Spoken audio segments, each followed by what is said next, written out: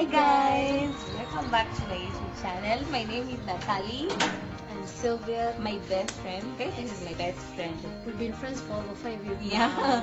And today guys, you're going to be discussing about Sylvia's tattoos. So stay locked in. Don't get out of the video. You're going to learn so much about this girl who's your best friend, about her tattoos. And this is not a judging platform. Indio, we are opening a conversation. Indio, we are opening a conversation. Not necessarily, it doesn't necessarily mean that we support putting on tattoos or tunakata tattoos. Indio, it's just a platform to talk. To talk about the tattoos, to talk about these things. We love you, and let's get into the video. Had Sylvia, Natalie's best friend. Yes. So today we decided to do a very different video, I think. Mainly about my tattoos. I have 10. I'm even surprised by myself saying this. So yeah, but it's a nice thing. I like tattoos, I like art, and I like how it feels on my body, and I like how it makes me feel and how it boosts my confidence. Tattoo is your makeup. Yeah, Like Nati likes makeup. Like Natalie likes makeup, so tattoo is on my makeup because I don't think I can stand the whole time in a brush. Hey, leo alinipaka asubuhi. For 30 minutes I was like, yo, no, easy. Luckily when I sit for a tattoo and go through that process, the needles, the pain, I think it brings out something different to me. And then the outcome at the end of the day is always worth it. Yeah, so huogopangi like the looks you get. You don't feel like the looks you get from people, like when you're walking on the road, they're like, wow, huyu ni dem amejijaza hizi tattoos zote. Actually kumekuwa na a lot of criticism and sijui opinions zingine. The first one was with my mom. Nilichora ya kwanza, she was like, Murugi, nini inakusumbua? What have you decided to do to your body? So your time, I'm like, I want to feel how it feels having one. Juu nimekuwa na catalog of many tattoos. Nikachora ya kwanza, akapiga kelele. She's like, no, umeenda Nairobi, umeintroduziwa kwa watu wasijui wa mashetani. Umeenda ukapata influence mbaya. And I was like, hi, haumalizi kucomplain. Nikaenda nikaongeza zingine 2. So hizi ziko visible kwa mkono. Akapiga kelele tena, then atawala kazoea. So lakini issue ilikuwa like from the people kutoka kwa barabara. So everybody's like, ulikuwa unafikiria nini? And then they don't have to tell you na mdomo, unaweza ona na expression zao. They're like, kwani you dem, she's crazy. You know, our society is not branded like this, that we're supposed to do all these tattoos, blah blah blah. Luckily it has not stopped me from getting to 10. And I actually have a target. What's your target? I am counting to almost size 10, so 10 more, 20 tattoos. What? I don't know where. How do you deal with like people ukitembea na, like when you're walking, you definitely see people looking at you, ama like people coming around to ask you, mbona unaeka tattoo? How do you deal with such kind of people, with the negative, when you wanakupea the negative side? Wakikwambia like, unaona like our society believes that when you're in tattoos, when umevaa tattoos mingi, when you have a lot of tattoos, you're in this group yenye inaitwa Illuminati. How do you deal with that kind of stigma? The one thing imenisaidia like to survive na hizi tattoos zote, I don't give a crap about what people say. What? I don't care. You want to talk, you want to say sijui nimejoin sijui Illuminati, nimejoin what cult. Mimi ndo najua what they mean to me. So if you want to keep talking, I'll not listen. So you don't listen? I don't listen. So you usually like, I know what they mean. I don't care what other people because think of them. Kila mtu akifanya kitu, there's a reason is to ever upaka makeup. It makes you feel confident, makes you feel beautiful, and you can be able to face the world when I have my makeup on. So the same way tattoos ni makeup yangu. Yeah. Maybe I can be able to face the world evil. So tell us about your first tattoo and show us. Well, which one was your first tattoo? Okay, my first tattoo was here. It was a G-clef. Yeah. A G-clef is a music note. Yeah. So when I got this tattoo was, I think, a semester after joining campus. Yeah. Yeah. And when I joined campus, there was a lot going on at home. So music was the only way I could be able to talk to myself. It could help me relieve everything. Yeah. So after going through I had a catalog of tattoos hadi nikiwa high school. So after nimekuja campus, I wanted to feel like how does it feel kwa mwili. So I decided to go ahead and get a G-clef. A G-clef is a music note. So with music, you can never go wrong with music. It makes you feel alive. When you're sad, through a heartbreak, you sing and then you're good. So, inside, and then people are like, come on, Natalie, alishtuka, like, why do you make a tattoo? Yeah, that's true, guys. The second time getting a tattoo, I got two on the same day. So there's one on my arm, on the lower sleeve and the upper sleeve. So on the lower sleeve is my name. Yeah, it's my identity. Yeah, here. It's Sylvia. Sylvia. Yes. It's my identity. I think this is the only name I naweza ika kwa mwili yangu ya mtu or something. Lakini Sylvia is a brand. Sylvia is my identity. Yeah. So whenever I have it, whenever I look at it, I know that this is me. I don't have to change to be anyone else.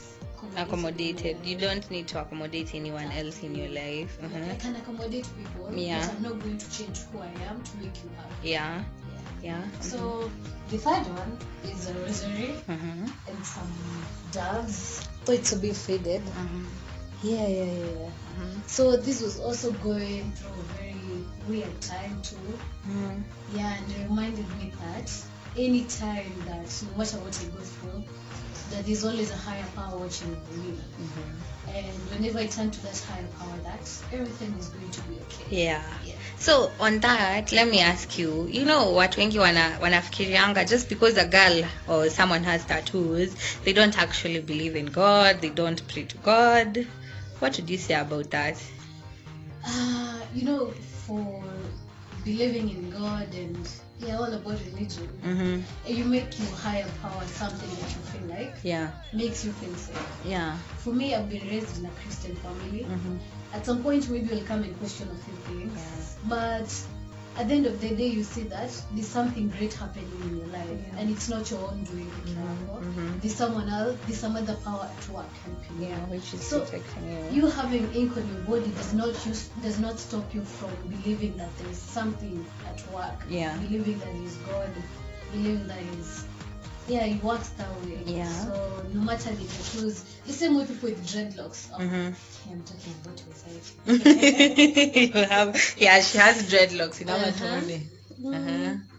The same way people with dreadlocks, the same way people have piercings, they still go to church. The same way there are doctors who have dreadlocks and they still look good and they do their work nicely. It does not mean that the fact that umechora vituko mingi kumwili, no, it doesn't mean you're not a believer. You go to church, you pray, and you help other people because unaonanga maybe they're all covered up. Probably they're the most nicest people you'll ever meet at some point. So your fourth tattoo. My fourth tattoo. This was my favorite and biggest piece. Here. Guys, hii alifanya tukiwa na yeye. We were together. She was a good support system. Palinchekelea tu. Some friends too. So this is a moon. It's a, what do we call them? Stages of moon. These are different stages of the moon. Phases of the moon. So this is a crescent and a flower in between. So the crescent inakuonyesha like life iko na different stages. There's the full moon, there's the gibbous, there's the crescent, and at different times of life when I go through different things. So this is a different stage. It was a nice time. It was a happy time.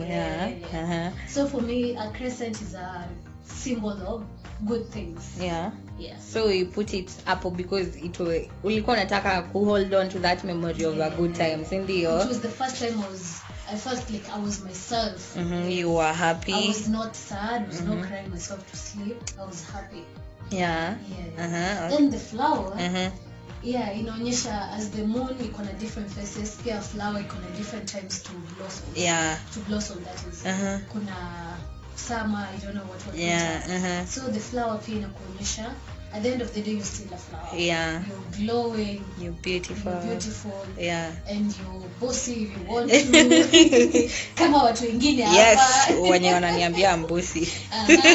Wanajijua. So this is my favorite. I think my second favorite. Tell us about your fifth tattoo. My fifth tattoo was this tribal. The it's tribal. A samurai tribe tattoo. This side. It covers all this side. It's like a bangle. Yeah, it's like a bracelet. Yeah. So it's a samurai tribal tattoo. I've always loved a tribal thing going. The same way we love tribal clothing. Yeah. You're rocking a tribal shirt. Yeah. You're rocking a tribal sweater. Yeah. Or shoes or trousers. Yeah. The same way I'm rocking this. Because you love it. This tattoo expresses your love for the samurai thing. Yeah, exactly. And then it's a sign of strength too. Up to the samurai, this is a strength symbol tattoo. Yeah, it's usually so. This kwako, it shows strength. The strength you've put up, the strength you have inside you. Yeah, you've gone through Cindy. It's through that strength.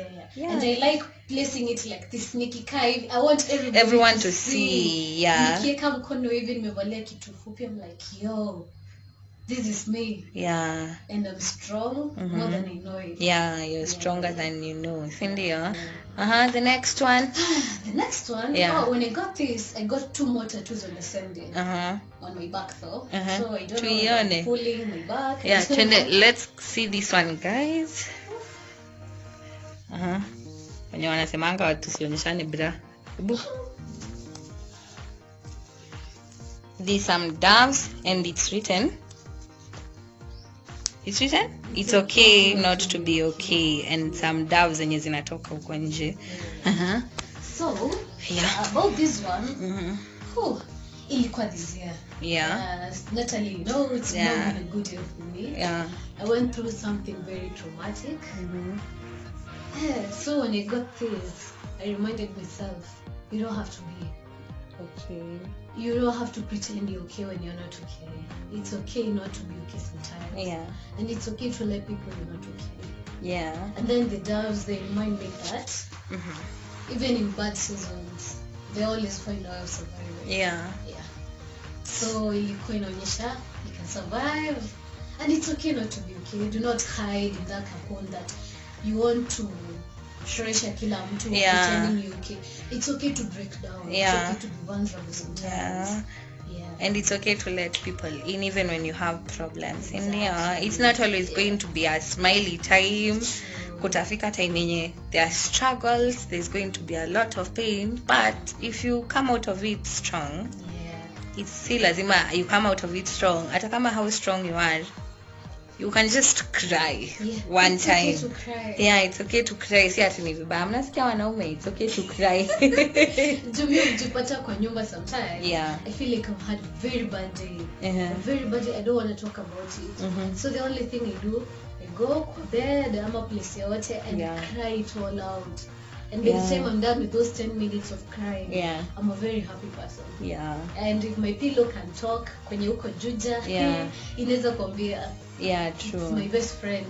At some point we just to remember because ukilia unaleta out your pain yote. You're not keeping it inside. You're not keeping it inside. And then when you're ready to talk to someone you like feel confident talking to, you confide in that person. That is so good.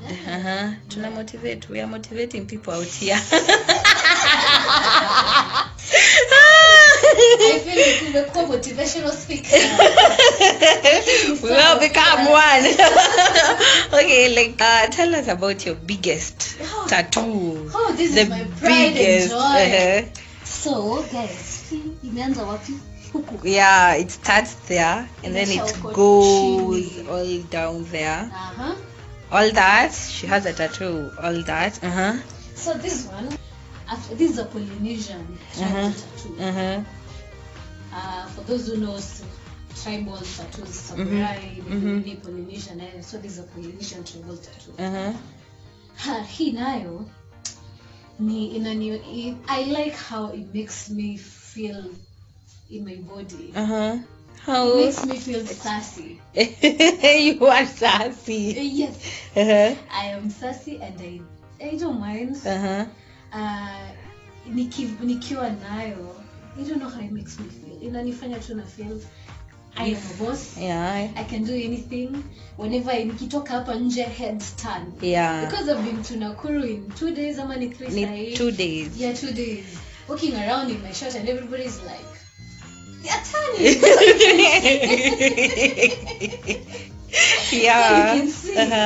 But then at the same time, it's a sign of better things ahead. Yeah. It's a sign of prosperity. Yeah. And a sign of strength at the same time. Yeah, so it's it's kind of communicating to you that there are things, far more better things coming your way. Yeah. And we are opening doors for them. Yeah, we need good vibes all the way. So nikuulize, roughly how much money is on your body right now? Hold on, hata tujamaliza. There's the last one. The latest one. Yeah, the latest one too. These are like this is, what do you call this? Pause and pause the moment. Pause the moment. Play the memories. No, you stop the pain, then rewind the happiness. So pia hii thing inasema up the whole of 20. Yeah. Me yangu ilikuwa, when you wanajua story, they know what happened. Na ilikuwa a bit difficult here. So when I say I'm enjoying the moments, I'm posting the pain, I'm rewinding the happiness. Yeah. I'm reminding myself that I have to keep doing that. Yeah. Hata kukiwa na vitu dark, kuna light at the end of the tunnel. No, venye uko unajua you're strong. Yeah. You're stronger than you know it. Zile vitu ulikuwa nadhani zitakumaliza. Mimi kama 2020 ikunimaliza, hata niletee kazi na kazi, it would you're not going to bring me down. Yeah. Amen. Which is not going to work. So let's go back to the question. Roughly how much money is on your body? Roughly, I would pay a rough estimate. Tuone kama hata si tutapata. Kama tunaweza fika bei. If I'm going to sum up everything, almost 30-something thousand. 30-something. That is that expensive.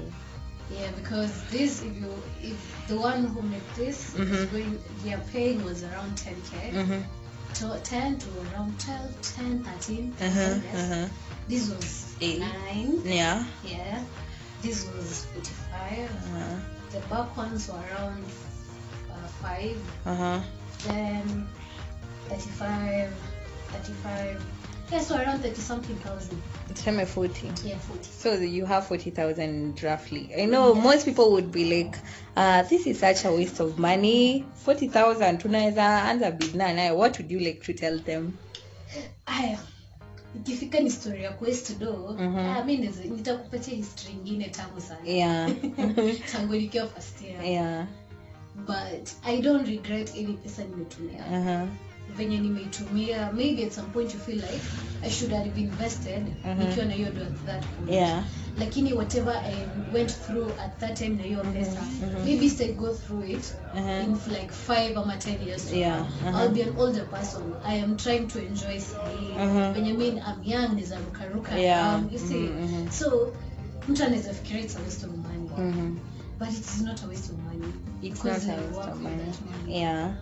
You always work for the money yenye umetumia kuweka tattoos. For my tattoos, none of my parents will contribute to any of this. Yeah, this is all me. Yeah. So like nikuulize, I know most people will like ask what will happen ukienda like maybe kutafuta job kwanza with the leg one, the big one. Even me, I asked you the same question. Si nilikuuliza the same question. For work, since I got a few, especially the ones that go wrists, I've been to job interviews, and maybe a few of the interviews in they are not really into whatever Tatoos, this is. But then I found one boss who was very nice. And they were like, we accept whatever the youth are doing. So you'll just say whatever is meant to be, it will be. Cynthia, whatever is yours will come to you, and whatever is not yours will not. And I'm not planning to be employed. You want to start your own business. I want to start my own business. Amen. And give people like me, when you're mature kila mahali. You don't have to discriminate because you have dreadlocks, mwingine ako na biasi kama 50. Your outlook haimaanishi hiyo ndo kazi delivery mtapeana. True. That's what you tell out the employers wako huku nje, si ndio? Usiangalie just the outside. You get to know the person. A lot of nice virtues ndani yetu. Only that sisi tuna express whatever we feel differently. The same way boss atakuja amekuwa made up all anakaa lingine. The same way pia mimi nikiwa nazo na feel tukayo hiyo, si ndio? Na si akifanya kazi ana bring out. So another question naweza kuuliza, like tuulize the final question, how did your parents like handle your first tattoo? And if you have a child, would you like be open, si kwenye utapata mtoto, would you like wakikwambia mom I want a tattoo, would you take them? Okay, so the first tattoo nilifanya in secret. Nilikuja, I was ratted out by my aunt. Aliona akanitext WhatsApp like, Sylvia, what is that? And before I know it, my mom already knows. My brothers had kept it a secret for almost 3 months.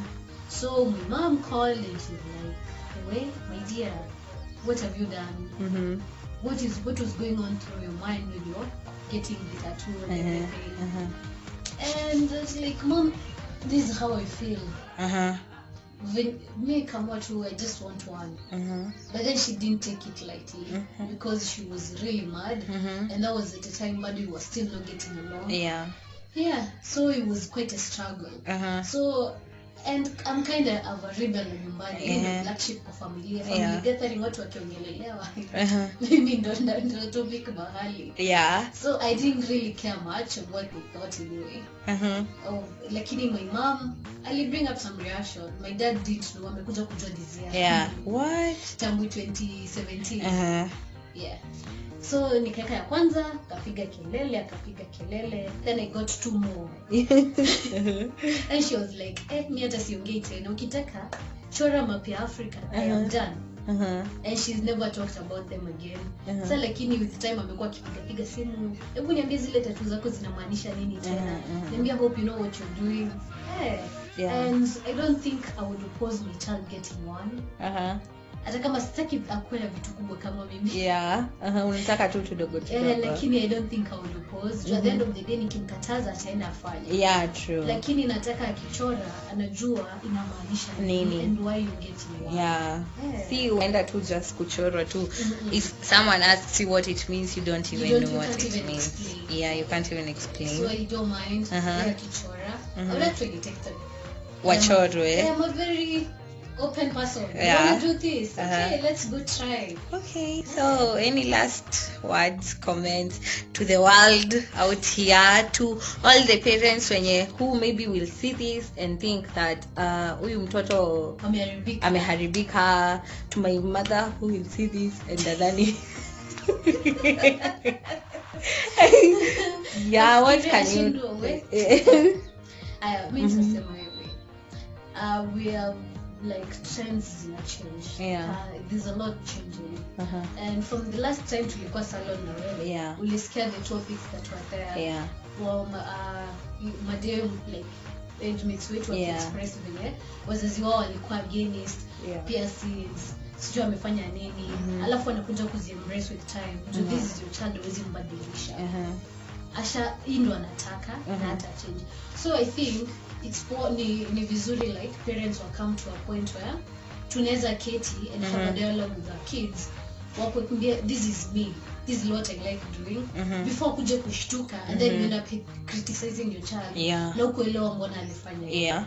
Dukasa hii home, kitambo we could not talk with our parents. I was scared of my mom and my dad. Lakini sasa we can sit kwa meza tunaongea.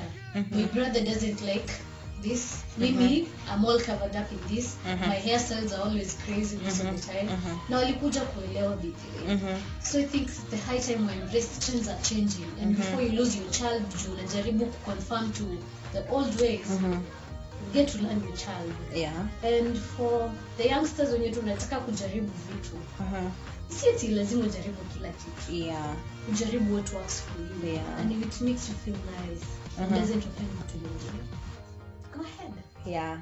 And have fun. And have fun. Yep. So that's all you can tell people. That's all unaweza ambia watu from YouTube, si ndio? No other comments. Keep being wasichana wenye wako bosi kama Natalie. And those who are sassy. Yeah. Believe you can do it. Yeah. Be you. Practically just be you. What will you tell someone who is out there and they are afraid of maybe trying it, like huge wanaona watafukuzwa nyumbani na wazazi wake, like someone who's afraid out there to say me aki kizungu is not my forte. What will you utaambia wasichana nini? What will you tell girls who are out there, they're afraid of putting on tattoos, they're afraid of being who they are to their parents, wako afraid to come out to their parents? What did you tell them? Chora, what is the worst they can do? Na wakikufukuza nyumbani. Na wakikufukuza si ni ngumu sana mzazi kufukuza. Mimi nakwambia I was scared of my mom and dad. Ni watu ulikuwa unasikia dada ameingia unatoka mbio. Ndio msicross lines mahali. Mimi and my mom hata tungemaliza conversation ya 5 minutes. Na nilikuwa naogopa nikifanya atafanya nini. Yeah. Nikachora. And I waited for the reactions. I am still here. 4 years down the line I have 10. What is the worst they can do? What is the worst they can do? They cannot send you away. Yeah. Not really. Watakukasirikia 1 month, 2 months. You're like kashachora. Tutafanya nini? Okay. Okay, say bye to you too. Thank you for listening. Mimi nikasuku sometimes. Lakini yeah, I hope this was fun. Thank you for listening. You hope this helps someone out there. This helps someone mahali. And don't forget to follow my girl here. Yeah. She's a very subscribe. Nice person. Subscribe. Do all those shenanigans. Buttons on kila wakati. There's always new content coming in. Yeah. I promise you're going to have fun. Yeah. Say bye. Bye.